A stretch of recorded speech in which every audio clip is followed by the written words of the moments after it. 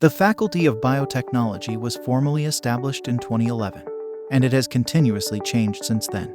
Initially, the main teaching focus was agriculture, but the curriculum has been expanded. Currently, the faculty has 3 departments and 5 laboratories. They have been completely renovated in the last few months. Let's take a look at the research facilities. The first one is the Plant Biotechnology Lab. Its 2 rooms are large enough to accommodate 30 students doing experiments related to plant biotechnology and agriculture. The tissue culture room is equipped with several laminar flow cabinets, which are required for learning skills in processing plant tissues.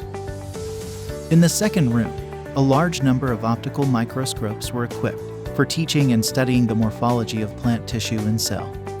Another important facility in a plant lab is the Cultivation Shelf. It is equipped with LED lights to maintain optimal light conditions for plant growth.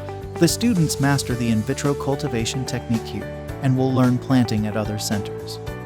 This shelf is also used for culturing microalgae. By combining automatic lighting and air supply system, small photobioreactors for microalgae such as spirulina and Haematococcus were made. The next destination is the Animal Biotechnology Lab. Up to 15 students can perform experiments here. The lab has pH meter, centrifuge, microscopes, biosafety cabinet, plate reader, heater, incubator, and so on to support experiments. The inverted microscope is the most important high-end instrument in this lab. It provides high-resolution images of cells and tissues. Another frequently used instrument is the FPLC system. It is usually used for the purification of antibody and recombinant proteins.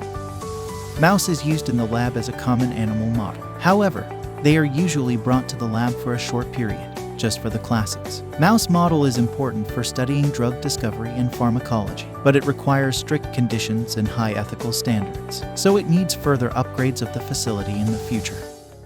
The third lab is the Molecular Biotechnology Lab. This lab serves all the 3 departments in terms of teaching and doing research. It was designed for teaching up to 15 students at once, for studying molecular mechanisms, as well as designing better pharmaceutical molecules.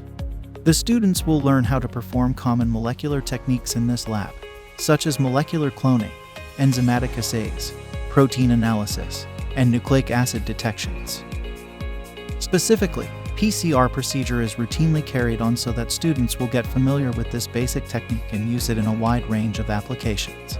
This lab has supported the Department of Plant Biotechnology and Department of Animal Biotechnology in terms of studying genetic diversity, disease diagnostics, species identification, and conservation of endangered species.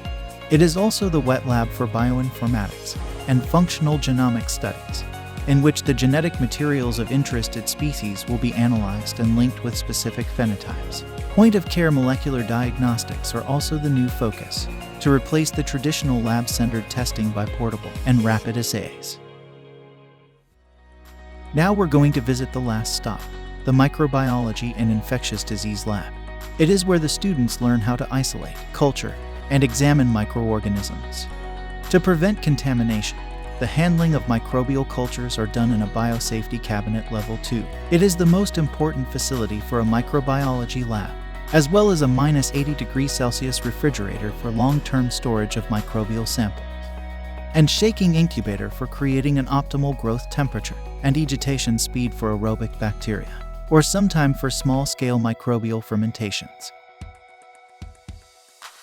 Even though the lab space is large enough for 15 students to attend a lab class at once, they are usually divided to small groups of few students to prevent contaminations. And all the experimental steps have to be explained very carefully. As expected after the lab class, students can perform the whole procedure of growing type strains and isolate them from any environmental or clinical specimen. The students don't work directly with human pathogenic microorganisms here, but learn how to detect their genetic materials instead.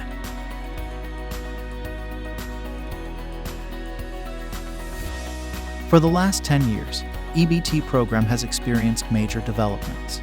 With the learning by doing approach, students have been provided practical experience inside and outside the labs, and naturally acquired new skills in the process. One step at a time, but with great determination and devotion, Faculty of Biotechnology is confident for a bright future ahead. Thanks for watching.